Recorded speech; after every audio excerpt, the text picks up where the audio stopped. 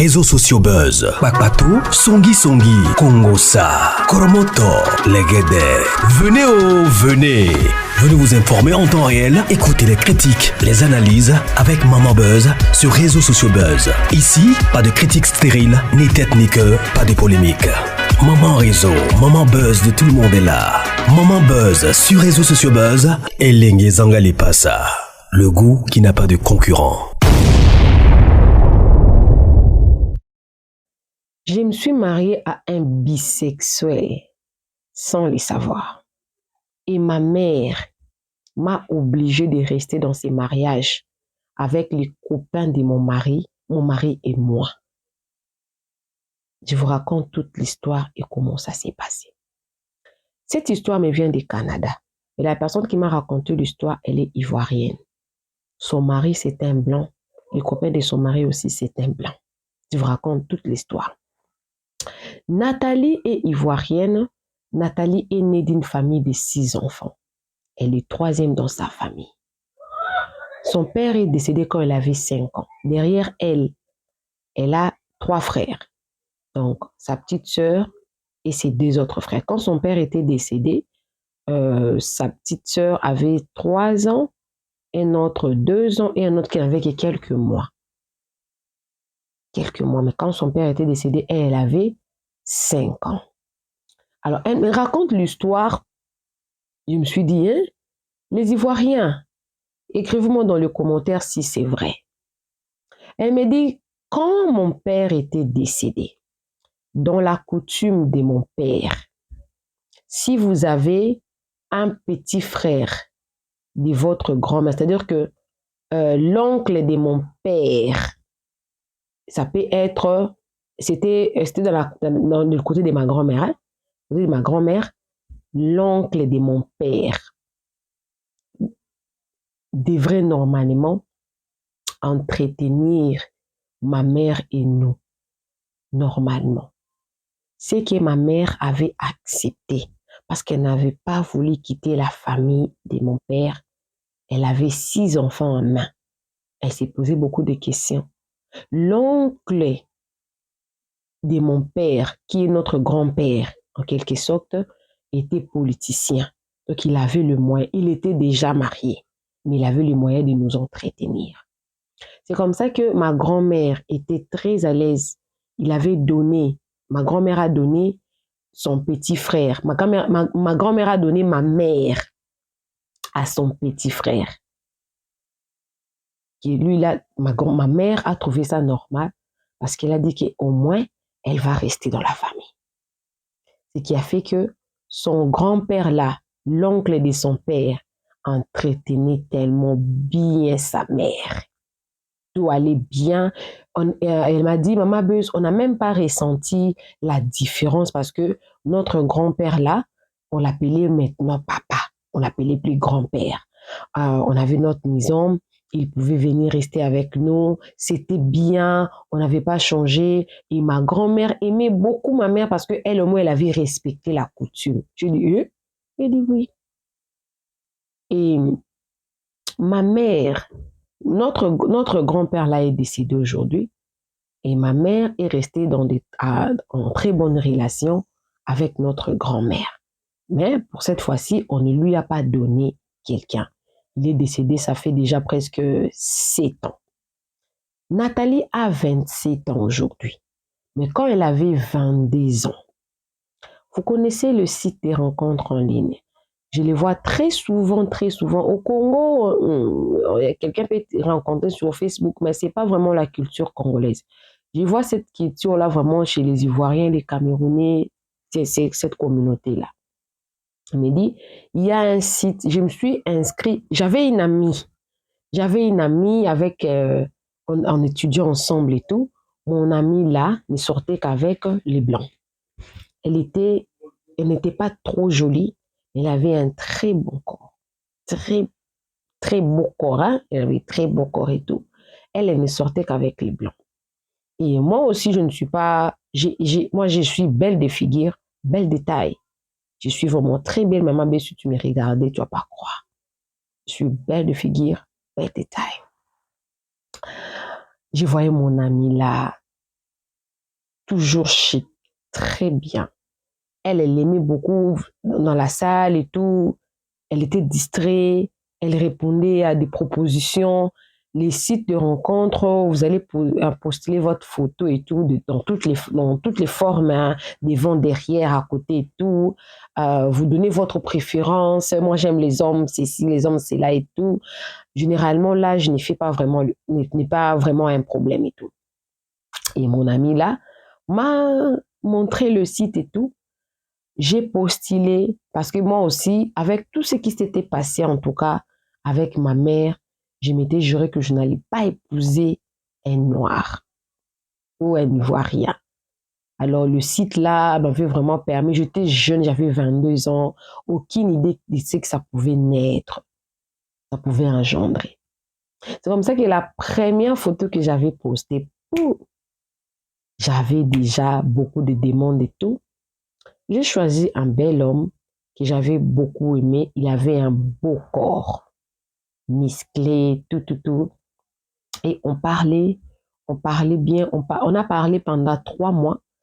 Après le 4e mois, il est venu en Côte d'Ivoire. Malheureusement, j'avais 22 ans. Je ne suis jamais sortie avec un homme. Les blancs là, qui fit mon mari, était mon premier. Quand il était venu me rendre visite en Côte d'Ivoire, nous avons passé des bons moments ensemble.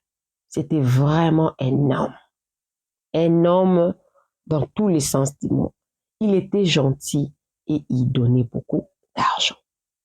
Quand ma mère a vu cet homme, parce que le monsieur n'était pas venu pour blaguer avec moi, le monsieur a voulu une relation sérieuse. Et pour me l'éprouver, il était venu en Côte d'Ivoire pour me rendre visite. Et ma mère était contente. Au moins, moi, j'allais partir au Canada. C'était la joie. Toute la famille, parce que ma mère, elle a l'habitude de parler. Et le monsieur était rentré. Quand il est rentré, après 6 mois, donc 3 mois qu'il parlait, il est venu. Après 6 mois, il continue toujours à parler. Le monsieur est revenu maintenant en ces temps-là pour l'épouser. Il me dit, maman Beuzy, mon mari était venu avec sa maman. Et sa maman était contente de voir son fils se marier avec moi. Et puis ma mère était contente, elle dit, wow, cette famille, elles sont blancs, mais elles sont sociales. Ma maman était contente. Tout le monde, en tout cas, c'était bien. Et mon mari était rentré avec sa mère. Moi, j'ai suivi après une année. Et les jours où je devais normalement atterrir au Canada, mon mari avait fait toutes les démarches. On s'était mariés en Côte d'Ivoire. J'ai rejoint mon mari après une année seulement. Les démarches étaient tellement, lui, il était canadien déjà. Tout était une année. On a fait une année seulement. Je suis entrée au Canada avec un visa d'époux, je crois, de 2 ans. C'était bien le jour où j'atterrissais au Canada. Mon mari était venu me prendre toujours avec sa mère. Et j'étais très contente. J'ai vu la voiture, l'élégance. J'ai la chance et tout. J'avais 24 ans. Elle est restée 5 ans dans le mariage. Vous pouvez calculer, ça fait 29 ans. Ah, elle est rentrée, on l'a accueillie. Quand elle est arrivée à la maison là, elle est arrivée dans la maison de sa belle-mère. Sa belle-mère l'a accueillie, c'était bien. Sa belle-mère a fait à manger. Elle a dit, non, c'est pas ici que tu vas dormir. Tu vas aller dormir chez ton mari. Et la mère l'a accueillie, ils ont mangé là-bas et tout. Le soir, le monsieur l'a ramené chez lui, à la maison. Quand elle est arrivée même, en tout cas, la maison était bien. Mais elle avait remarqué, il y avait un gros lit. Un lit là vraiment king size, très large. Oh, la chambre était grande. Le lit était vraiment large, king size, qui pouvait contenir même 5 personnes. C'était comme ça. Pourquoi tu as un gros lit comme ça? Oh, moi j'aime tout en grand et tout. il y aura aussi des choses que je vais t'expliquer bien après. Après quelques heures, parce qu'elle était arrivée le matin. Le matin, c'était vers 9h, 10h. Elle a passé une partie de l'après-midi chez sa grand-mère. Vers 16h, 17h, on l'a ramenée chez elle. Alors, c'était vers 19h, 20h. Elle a vu un autre homme venir. L'homme là et son mari se sont embrassés dans la bouche. Ils ont fait bouche à bouche.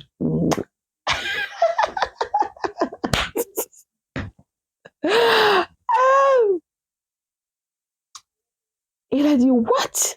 What is going on here? Qu'est-ce qui ne va pas ici? Il me dit, on va t'expliquer comment ça va se passer ici dans cette maison. Je t'ai épousé. J'étais pris en Afrique. Tu es venu ici. Tu es à l'aise. Tu auras tout ce que tu voudras. Sauf que moi, pour me sentir à l'aise que je suis sortie avec quelqu'un, moi, je sortirai avec toi et mon copain sortira avec moi. Et s'il a besoin également de sortir avec toi, il peut également sortir avec toi. Gang, gang, gang. Tic, tic, tic, tic. Me dit, maman Buzz, j'ai tourné ma tête, le pendule. Je n'arrivais pas à réaliser dans quoi j'étais entrée. Et il a dit, ça va commencer ce soir. Tu es déjà là. On va te montrer comment on fait en besoin. Et tellement qu'elle venait à peine d'arriver au Canada. La nuit là, c'était difficile pour elle. Je vous explique. En tout cas, je suis obligée d'expliquer cette partie parce que ça fait trop mal. Le copain de son mari n'avait pas le droit de sortir avec elle par devant pour éviter à ce que quand elle sera enceinte, qu'il ne puisse pas savoir c'est l'enfant de qui. Les copains de son mari n'avaient droit de sortir avec quelque part derrière. Et son mari par devant. Et le monsieur là, sortir avec son mari par derrière. Chose curieuse, je ne parlais avec ma mère qu'avec le téléphone de mon mari. J'ai fait une année au Canada. Je n'avais pas le numéro de téléphone. Je n'avais pas le téléphone. Je n'avais pas le numéro de téléphone. La grand-mère que j'ai vue là venir avec mon mari, je n'avais pas accès à elle. C'est qu'au Canada, je ne connaissais personne. Je ne pouvais pas aussi parler avec des gens. Je ne restais qu'à la maison. Je partais faire des courses seulement si je partais avec mon mari. Et je pouvais préparer. Il m'avait montré comment faire les plats qu'ils aimaient. On mangeait ensemble. J'étais là. Je ne savais pas quoi faire. Il me dit, maman Buzz, j'ai fait 2 ans de mariage. Je ne tombais pas enceinte. Je ne sais pas si c'était le stress ou quoi, mais je n'avais pas aussi de protection. Et j'ai fait semblant. Après une année, j'ai fait semblant de commencer à aimer cette pratique-là. Parce qu'au début, j'ai pleuré, mais je ne pouvais rien faire. Je le faisais par force. On m'obligeait. Mais après, j'ai fait semblant de commencer à aimer ça. Parce qu'ils avaient des produits. Donc, ils avaient tous les médicaments. Des fois, on m'a amené chez le médecin. J'avais vraiment un suivi médical vraiment impeccable. Après une année, Mon mari m'a trouvé maintenant un téléphone avec un numéro. Et la première des choses que j'avais fait, j'ai appelé ma mère. Je reviens un peu en arrière que mon mari envoyait de l'argent au pays. Il envoyait de l'argent au pays. Il entretenait ma mère. Il entretenait ma mère. C'était un homme gentil. Ce qui fait que si même j'expliquais aux gens, ils ne pouvaient pas croire. C'était comme ça. Alors, le jour où j'avais pris le téléphone, mon mari n'était pas là. Les copains de mon mari n'étaient pas aussi là. Parce que le monsieur là avec qui nous restons dans la même maison n'était pas marié avec mon mari. Et j'ai appelé ma mère. Je l'ai expliqué. J'ai tout expliqué. Je pensais que ma mère allait me dire que cherche un moyen, quitte, fais ceci. Je lui ai expliqué que je ne sortais pas. J'étais comme... C'est comme si mon existence au Canada, c'est comme si je n'existais pas au Canada. C'est comme si je n'existais pas au Canada parce que mon visage, je l'ai eu au pays des 2 ans, je crois. Donc, mon visa expirait et on pouvait me donner encore un autre 2 ans et puis ça serait 5 ans. Et surtout, résidence permanente, des histoires comme ça. C'est comme si je n'existais pas au Canada. C'était comme ça. Et quand j'ai tout expliqué à ma mère m'a dit, oh, le monsieur nous entretient. Il envoie l'argent. Toi, tu as un toit. Si ton mari veut ça, sois soumise, obéis. C'est pour nous. Moi, je m'étais...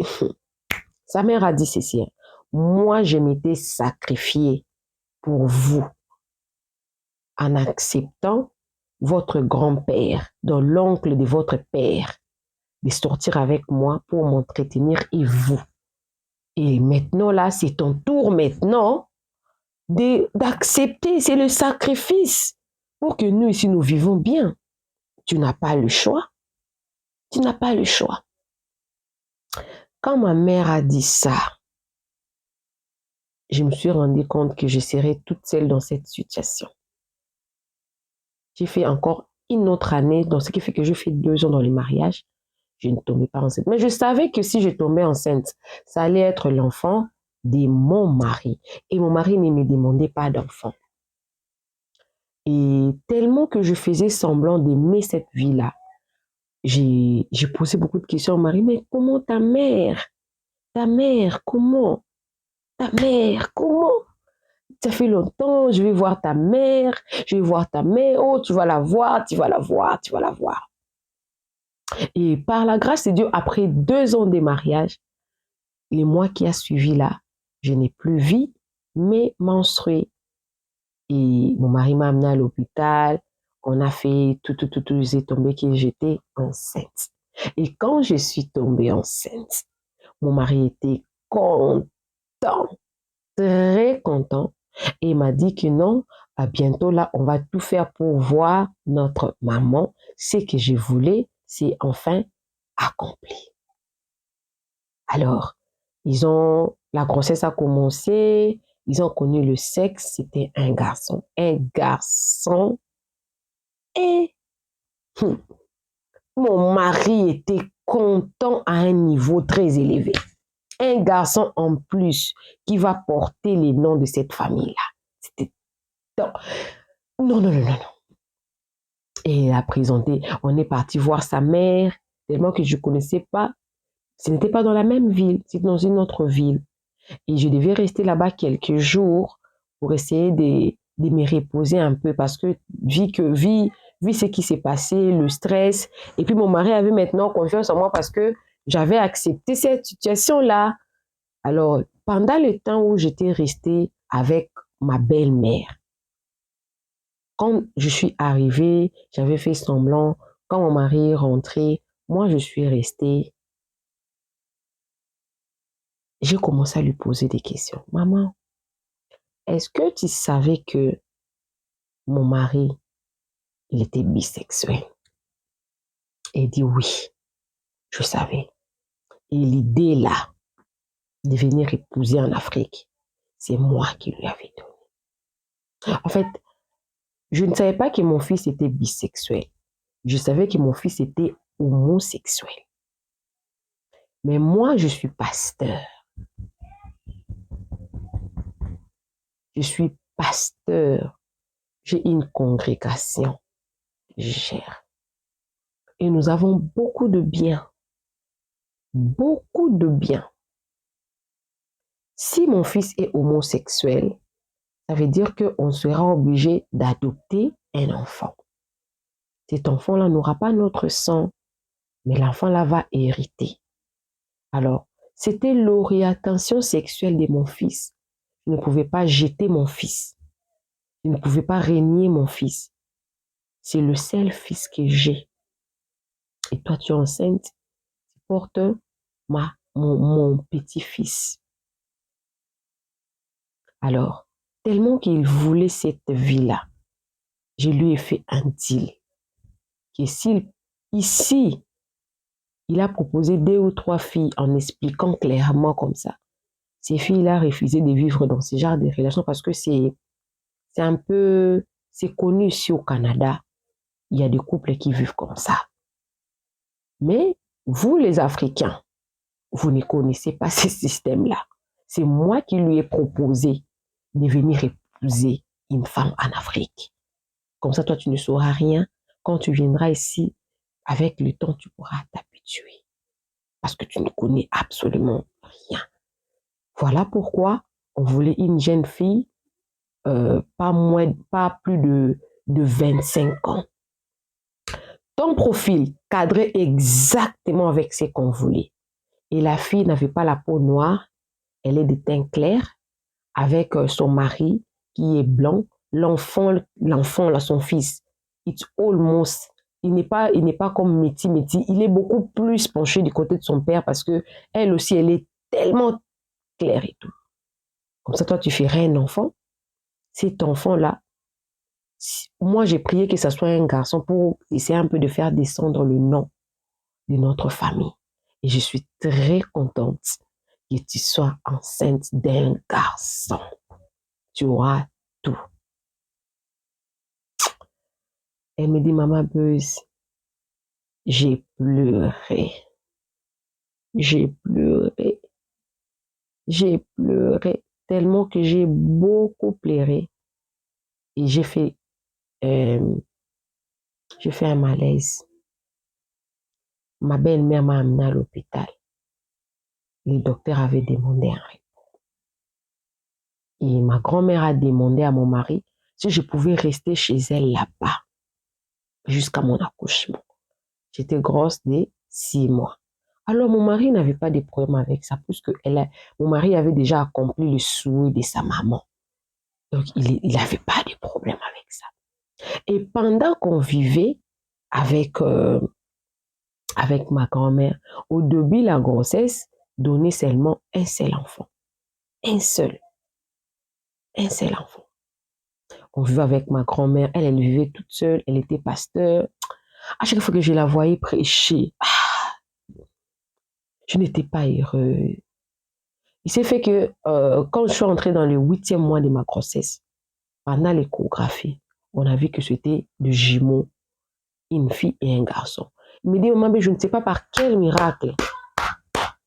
Je ne sais pas si c'était Dieu. Mais il me dit, maman, je n'ai jamais prié à Dieu de me faire sortir de cette situation. Je n'ai jamais prié à Dieu. Jamais. Jamais de la vie. Mais j'ai pleuré toujours. J'ai pleuré. Et là, quand nous sommes partis à l'hôpital dans le 8e mois de ma grossesse, ils ont vu que j'avais des jumeaux. Une fille et un garçon. Et ma belle-mère a commencé à pleurer. Elle a pleuré. Ce jour-là, j'avais vu la tristesse dans le visage de ma belle-mère. Elle a pleuré. Et jusqu'à ce qu'elle était devenue très pâle. Et du coup, elle m'a posé la question si je voulais encore rentrer là-bas après l'accouchement ou si je voulais rester avec elle pour le bien-être de ses petits-enfants. Parce qu'elle n'en aura plus qu'un. Elle en aura maintenant deux. Parce qu'elle n'a donné naissance qu'à son fils unique. Et elle me dit, maman, avec plaisir, je vais rester ici. Mais j'aime mon mari. Si au moins il pouvait être ce que je voulais, vraiment un homme, ça allait être mieux. Mais maintenant, là, je dois penser à mes enfants. Imaginez que je rentre là-bas. On va rester comme ça, là. Toute ma vie, je vais vivre comme ça. Non, maman, je vais rester avec vous ici. Et sa maman, donc elle dit, OK, on va faire une petite réunion. Il a convoqué une petite réunion 2 semaines avant que je n'accouche. C'était ma grand-mère qui avait annoncé à mon mari que j'avais de jumeaux. Vu la circonstance, sa mère a dit que je décide qu'elle habite ici parce que je vais moi-même prendre soin de mes petits-fils. Et elle, on peut la libérer, qu'elle parte, moi je reste avec les enfants. C'était aussi un autre combat qui s'était né encore. Il me dit, maman Beuse, laissez mes enfants avec les grand-mère. Comme ça, ils pourront me libérer et ils ont déjà les enfants. C'était la proposition de sa belle-mère à son fils. Son fils a accepté sans problème parce qu'au moins, lui, il allait hériter. L'héritage allait continuer auprès de ses enfants qui allaient naître dans 2 semaines. Et moi, qui devais laisser mes enfants pour aller faire ma vie. Mes enfants! Mon mari est rentré. On devait commencer les procédures de divorce. Mais ma grand-mère m'a dit, il faut attendre à ce que les enfants soient nés, que mon mari puisse déclarer les enfants. Je serai maman canadien. Ça va beaucoup me faciliter tellement que nous n'avons pas fait plus de 2 ans de mariage. Ça va être compliqué pour mes papiers. Il faut que les choses aillent un peu lentement, mais sûrement. Elle a dit, d'accord, maman. Elle a accepté. 2 semaines arriva, on a fait la césarienne provoquée et mes 2 enfants s'est portés absolument bien. Et ma grand-mère m'a dit, comme ça, tu vas quitter ici dans la maison ici, après une année, comme ça, tu vas commencer à venir seulement rendre visite à tes enfants. C'est en ce moment-là que j'ai commencé à chercher Dieu pour mes enfants. J'avais PPP des sorties. Je sortais presque pas. Ma belle-mère était pasteur dans une des congrégations de la place. J'ai commencé à suivre ses prédications et les prédications d'autres pasteurs. La condition de son fils, c'était un secret pour elle. Ma belle-mère avait gardé ça pour elle. Et quand je voyais mes enfants, les comptes à rebours, tic-tac, tic-tac, tic-tac, tic-tac, une année, je devais libérer. Je n'avais pas le choix parce que je n'ai jamais travaillé au Canada avant. Je me faisais entretenir par ma belle famille. Alors je commençais à chercher Dieu avec le petit verset. J'avais complètement coupé les ponts avec ma famille. Je ne parlais plus à ma mère. Je cherchais Dieu de tout mon cœur. À chaque fois que je regardais mes enfants, la condition à laquelle ils sont entrés dans mon ventre, je commençais à supplier Dieu. Est-ce que tu ne peux pas faire quelque chose? Que je ne laisse pas mes enfants, que je n'abandonne pas mes enfants. Je n'avais pas où aller, je n'avais pas où rester, mais j'avais seulement accepté. J'ai pleuré, je pleurais. Quand mes enfants ont totalisé 9 mois, ma mère, ma belle-mère a fait une crise. Et avec cette crise-là, on a appelé l'ambulance. Elle est partie à l'hôpital, on a dit que c'était un AVC. Et les médecins l'ont déclaré personne vivant avec handicap, ability, la main, le pied. Ce qui fait qu'après une année, elle ne pouvait pas s'occuper de mes enfants. Parce que déjà, une personne comme ça, on ne peut pas le laisser avec déjà 2 enfants. Vous voyez, Dieu était de mon côté. Je ne connaissais pas Dieu, mais Dieu était de mon côté. J'ai vécu l'amour de Dieu. Elle m'a dit, maman, moi j'ai vécu l'amour de Dieu dans ma vie. J'ai vécu l'amour de Dieu. Et on a mis une infirmière à sa disposition. Moi, j'étais la belle-fille. On n'était pas encore divorcés avec mon mari. Et je restais avec elle, tellement qu'on n'était pas dans la même ville. Moi, je me suis portée garant de commencer à faire des petits soins là, parce qu'elle était ma belle-mère. Son mari est déjà décédé. Ce qui fait que je ne pouvais plus sortir de cette maison-là parce qu'elle aussi, elle avait besoin de moi. Elle aussi, elle avait besoin de moi. Et je suis restée dans cette maison-là. Jusqu'au jour d'où je te parle. Je ne suis plus rentrée dans la maison de mon mari. On n'a plus divorcé. Mon mari vient souvent. On dit aux enfants que leur papa travaille dans une autre ville. Mais je suis restée avec ma belle-mère. Je ne peux pas laisser ma belle-mère et les enfants. Donc, je vis avec ma belle-mère. Je me fais entretenir et l'État canadien me paye pour ce que je fais avec ma belle-mère. Il me paye aussi pour les enfants. Je ne peux pas travailler parce que je m'occupe de ma belle-mère. Voilà l'histoire. J'ai dit waouh. Il me dit oui. Dieu n'a pas changé mon mari, mais il n'a pas laissé que mes enfants vivent dans la même situation. Subissent cette situation-là. Dieu m'a récompensé. Mon mari vit avec son copain là. Ils ne sont jamais séparés. Ils sont toujours ensemble. Mais j'ai donné les héritiers à sa famille. Et j'ai vu beaucoup de rééducation, beaucoup de médication pour ma belle-mère. Mais je suis là avec mes enfants. Ils ont maintenant 5 ans. 5 ans. Elle vit bien au Canada. Avec tous les avantages à sa disposition. Et elle me dit, maman Beuse, mon mari aime ses enfants. Il aime beaucoup ses enfants. On n'a pas divorcé. Quand il vient rendre visite à ses enfants, oui, Gré, oui, nous passons à l'acte. Mais je ne suis plus aussi jamais tombée enceinte. Mais au moins, j'ai mes jumeaux qui sont là. Au moins, je me dis que je ne pêche pas parce que je suis mariée. Lui, c'est sa vie. Jusqu'aujourd'hui, je n'ai pas divorcé. Appelez-moi Maman Réseau, appelez-moi Maman Beu. Si tu veux m'envoyer ton histoire, sens-toi très à l'aise de m'écrire avec ces numéros. Raconte-moi ton histoire en 5 minutes, 5 minutes, 5 minutes. Et surtout, donne-moi les détails. Si tu veux ouvrir une chaîne YouTube, mais tu ne sais pas comment faire, contacte-moi pour le coaching. Si tu as déjà ta chaîne YouTube, tu veux une petite visibilité, contacte-moi.